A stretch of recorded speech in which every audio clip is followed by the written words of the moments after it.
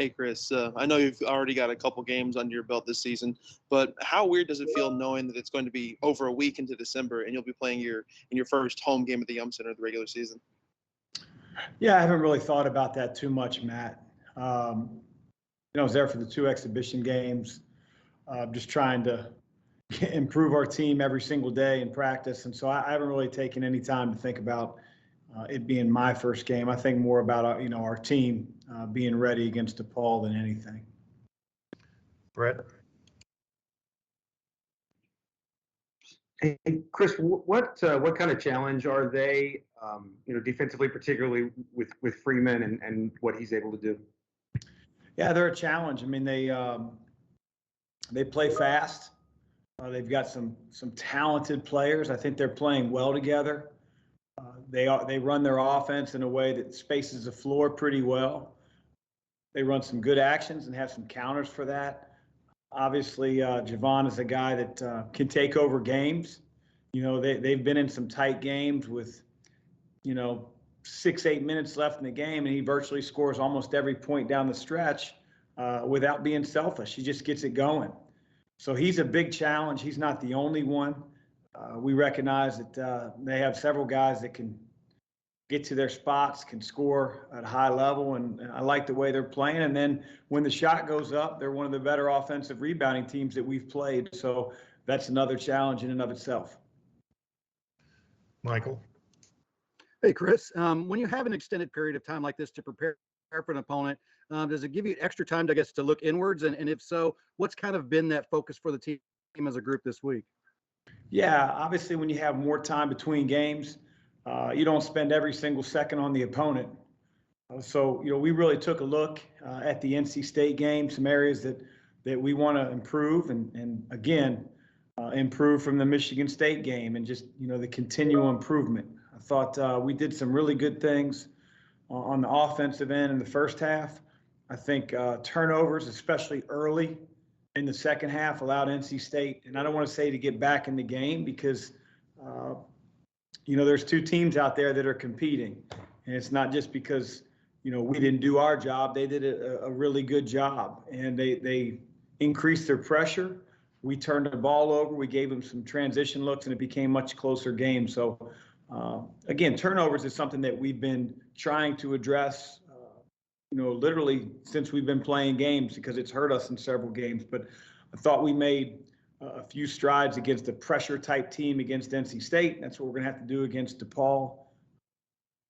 Execution in some late game things that may not have caught the average fan's eye, but some things that we have to do better in the last minute or so.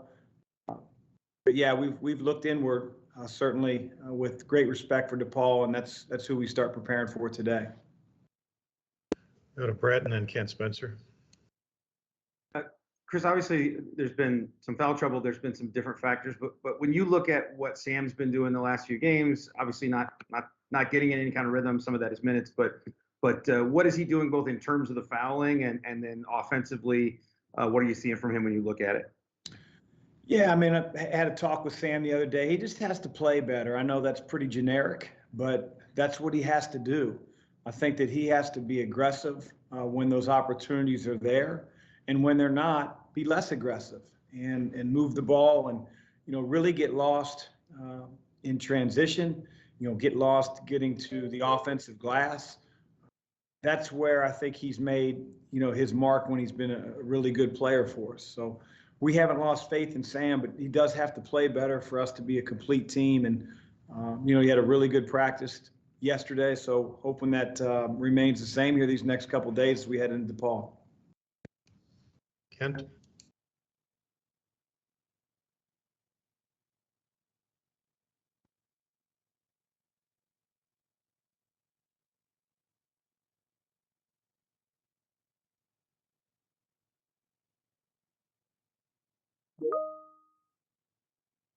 Yeah, they have to get themselves involved. They have to give the staff confidence in the way that they practice. That leads to trust, us trusting them in game situations. I think you can see at the end of the game who's on the floor at times, and that's who's really earned it. in my opinion. But, you know, we have to make sure that we remain a deep team because of the way that we want to play on both ends of the floor. And in order for us to do that, we have to have some consistency out of really everybody. You got to know what to expect when you put them in. And so we're not there yet. You know, we're not there yet, but that's why you practice. We're not a finished product by any means. You know, I like our team, and I think our intentions are where they need to be. We do have to shore up execution on both ends of the floor and need some consistency from our players as well. Brett? Chris, how many guys, Chris, do you have where you say, I think I know what I'm going to get from that guy each game? About 4 or 5. You know, which again, we're playing 9, sometimes 10. So that's where we got to get better. Other questions? Kent and then Michael.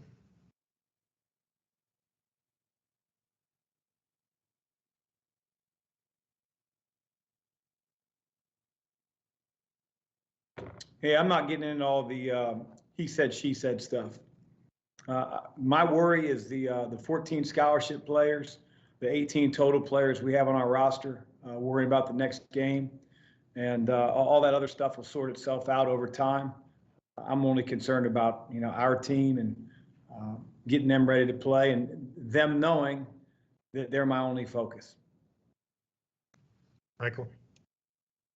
Chris, what's the competition like now that you've got Gabe back, at least amongst the bigs, you know, with Rose, Sydney, Gabe, and obviously Malik? What's that competition becoming like in practice? Well, I think you have Malik, who has certainly been playing better and better as the games have wore on. He's second in the ACC in rebounding. I thought his offensive effort was really good on Saturday at NC State. And then you have 3 guys who, in my opinion, are all about the same. Certainly different type of players, but what we can expect, again, goes back to like, who are you going to be out there on the floor from one day to the next, one game to the next, one substitution from the next, has to become more consistent. There's not a whole lot of separation with those 3. You know, it just sort of, what do you think will be the best matchup? What do you think that player that goes out on the floor at center position will bring to the table and help us? And again, a few young guys, you know, you got Sidney Curry, who's, you know, just a few games into his Division I career. You got Gabe, who didn't play a whole lot last year, who's was hurt at the beginning of the preseason and is still figuring it out. And then you got Rose, who's 8 games into his college career. So there's not a whole lot of separation from one day to the next.